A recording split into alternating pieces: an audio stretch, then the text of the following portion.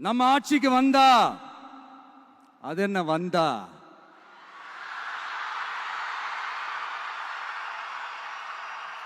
வருவோம். மக்கள் கண்டிப்பா நம்மள வர வைப்பாங்க. மக்களுக்கான ஆட்சியை மக்களே விரும்பி வர வைக்கத்தானே செய்வாங்க.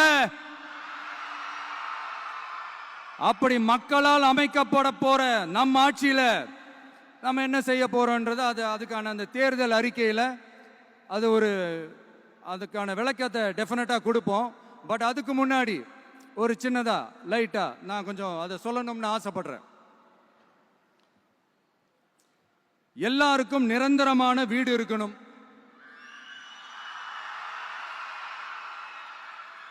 ஒவ்வொரு வீட்டுக்கும் ஒரு மோட்டார் சைக்கிள் வாகனம் உறுதியா இருக்கணும். காரும் தான் லட்சியம். அதுக்கான வசதி வாய்ப்பை உருவாக்குற அளவுக்கு பொருளாதார வளர்ச்சிக்கு வழியை உண்டாக்கணும். ஒவ்வொரு வீட்டில் இருக்கிற ஒவ்வொருத்தரும் மினிமம் டிகிரி படிச்சிருக்கணும்.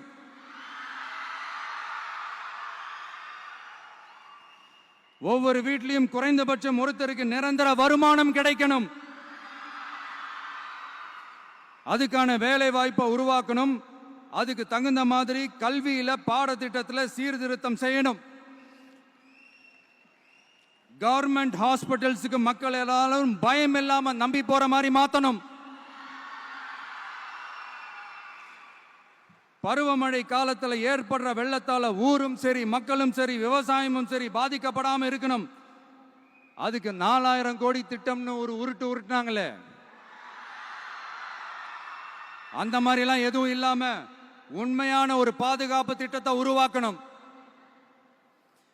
மீனவர்களோட, தொழிலாளர்களோட, நெசவாளர்களோட, அரசு ஊழியர்கள் மற்றும் ஆசிரியர்களோட கருத்து கேட்டு அவங்களுக்கான பாதுகாப்பு மற்றும் வளர்ச்சி திட்டங்களை உருவாக்கணும். உருவாக்குறது மட்டும் இல்லை, அதை செயல்படுத்தணும்.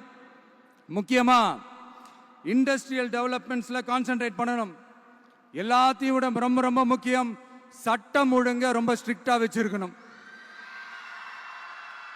நம்மளுடைய அம்மா, அக்கா, தங்கச்சிகள், அவங்களுடைய பிள்ளைகள், குழந்தைகள் எல்லாருக்கும் பாதுகாப்பை, அதுவும் உண்மையான ஸ்ட்ராங்கான பவர்ஃபுல்லான பாதுகாப்பை உண்டாக்கணும். அண்ணா யூனிவர்சிட்டியில நடந்த அந்த பெண்ணுக்கு நடந்த அந்த பிரச்சனை மாதிரியோ, இல்ல கோவையில் நடந்த அந்த கல்லூரி பெண்ணுக்கு நடந்த பிரச்சனை மாதிரியோ அதெல்லாம் நடக்க விடவே கூடாது. நம்ம வீட்டு பெண்கள் ஸ்ட்ராங்கா, பயமே இல்லாம தைரியமா இருக்கணும்.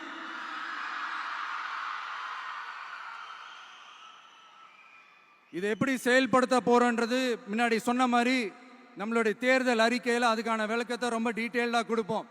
நான் சும்மா மற்றவங்க மாதிரி அவங்கள மாதிரி எல்லாத்தையும் அடிச்சு விட்டுட்டு ஏமாத்துற வேலையெல்லாம் இங்கே கிடையாது நம்ம கிட்ட.